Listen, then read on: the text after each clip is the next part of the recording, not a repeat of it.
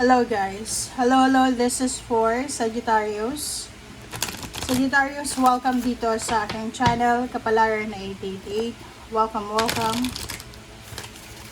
Alamin natin kung anong messages, vibration, gabay, energy para sa inyong lahat. Ito ay para sa week August 3 hanggang August 9. Okay, Sagittarius.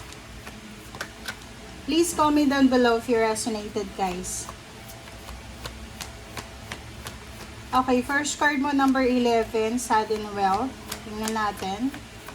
Ano pa ba yung another message na kailangan mong malaman? Okay, poverty. Okay. Okay, Sagittarius. Mag-comment yung mga Sagittarius na related or resonated dito sa barahang ito. Ang baraha mo na to, ngayong linggong ito, dalawang klase siya, or pwedeng tatlo, apat na makaka-resonate dito. Hindi lang isang tao. Doon sa mga Sagittarius na siguro naniniwala ka sa overnight success. Naniniwala ka sa easy money. Like sa mga sabong, sugal. Kung yan yung pinagkakakitaan mo, okay, ngayong linggong ito, mag-iingat ka. Okay, kasi yung paghihirap mo, yung financial problems mo, ay hindi yan masasagot ng sugal, ng sabong, or kung ano yung mga overnight success na testimonials ng ibang tao. Okay? So, you need to be careful.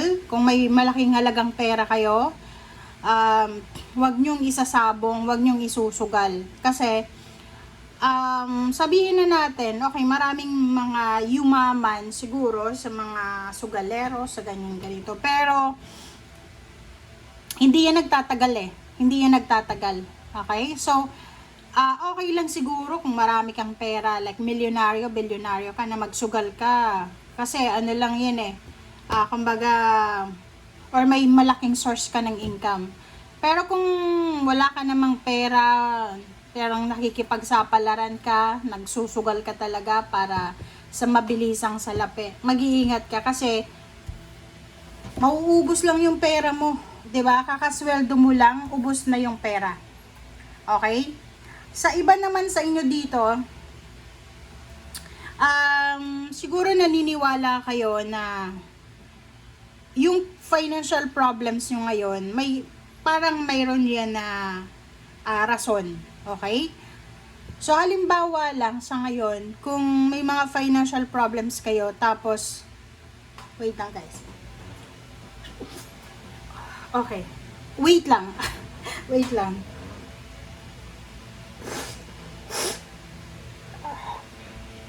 Bigla akong sinipon na.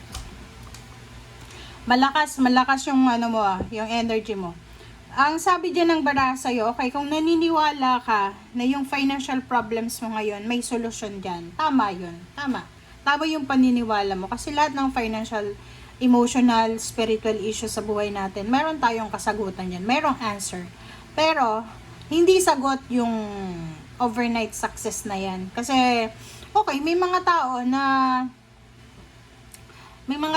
na parang naniniwala sila sa ganyan. Pero, kung tatanungin mo, marami ng perang nawala sa kanila. Ako, I know someone, may edad na siya, maybe 75 years old. Tumataya talaga siya sa mga ganyan, sa loto, sa ganyan.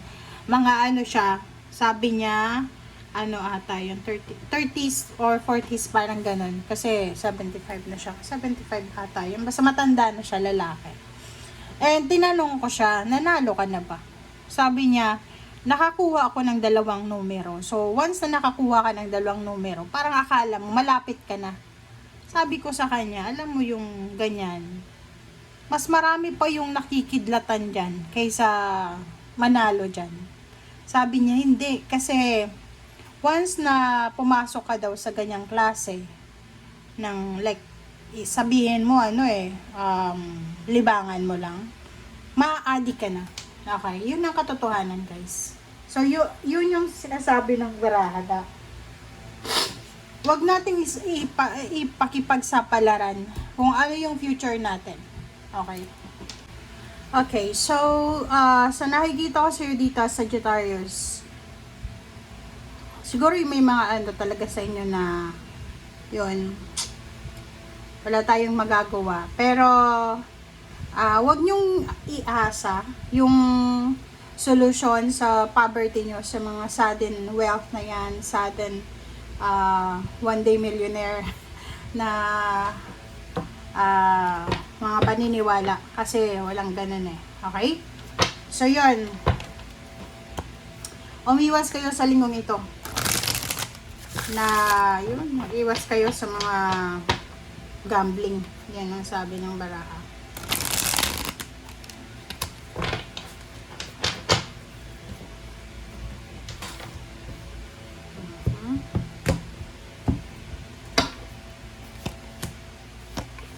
Okay. First two cards natin is 10 of Swords and 7 of Pentacles. So, nakikita ko sa'yo dito, yun. So, kinonfirm niya yung sinasabi ko kanina.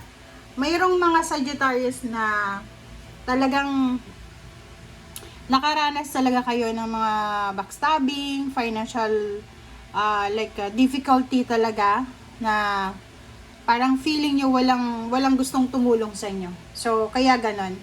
So, yun. So, nakita natin yung rason kung bakit yung iba sa inyo dyan ay talagang wini-wish nyo na sana yumaman kayo sa isang araw or kung ano pa man.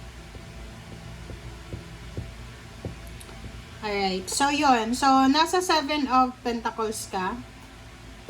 Yung 7 of Pentacles na to, sinasabi ng barahan na if you're waiting for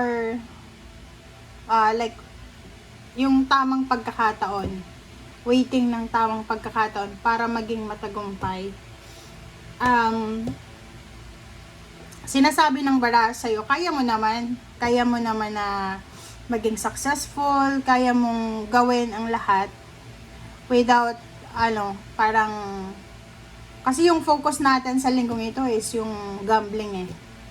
Para gamitin yung bisyo or gambling sa pag-asenso. Alam mo, nahirapan ako magsalita dito kasi may mga sensitive na tao na baka, lalo na kung may mga gambling issues na ganyan. Minsan, yung mga ganyan na nag-gamble, mahirap na yan advicean. So, yun. Sabi ng baraha sa'yo, habang maaga pa, okay, kung hindi ka palulong sa anumang klase ng sugal, kung may nag-o-offer sa'yo ng advice, kung may nag-o-offer sa'yo ng pagkakataon, or may nag-o-offer sa'yo ng solution, yung talagang legal na solution, makinig ka. Okay, wag kang magdalawang isip. Kasi dito sa nakikita ko, there's someone, okay, isang tao yung nagki-care talaga sa'yo. Nagki-care siya sa'yo.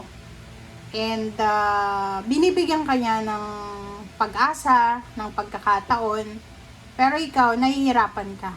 Na, kumbaga, i-absorb yung sinasabi niyan. Diba? Poverty din to. Poverty. Sabi ko sa'yo yung pagiging masipag mo sa Sagittarius, yan yung magdadala sa'yo ng success. Hindi yung gambling or mga easy money tactics na yan. Sabi dito, kung mag-gamble ka daw, since yun yung focus natin, eto yung magiging parang yan yung magiging rason para maging financially, how do you call this?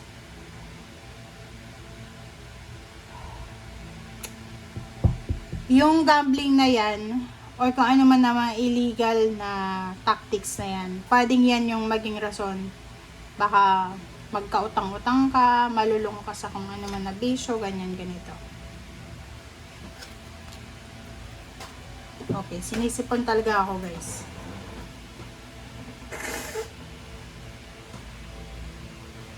Okay, so dito sinasabi ng baraha sa'yo na everyday daw, everyday you have parang opportunity na mabago yung takbo ng buhay mo. Okay, so everyday tayo, 'di ba? Everyday is a blessing.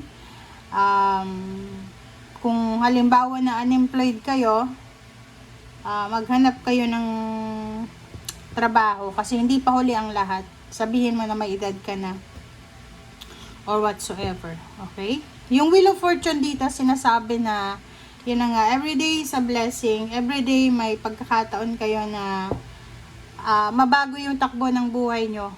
Okay? So, wag tayong wag yung mga nasa kulungan nga, hindi natin masasabi na dead end na yung buhay nila. Kasi yung may mga sakit, 'di ba? So, kung may mga financial problems kayo, nawalan kayo ng trabaho, nawalan kayo ng negosyo, na-demote kayo sa trabaho, nawalan kayo ng motivation.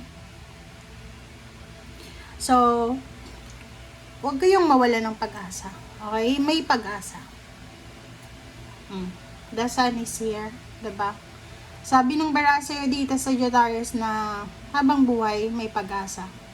Find the happiness. Okay? Parang simplify lang. Simplify life.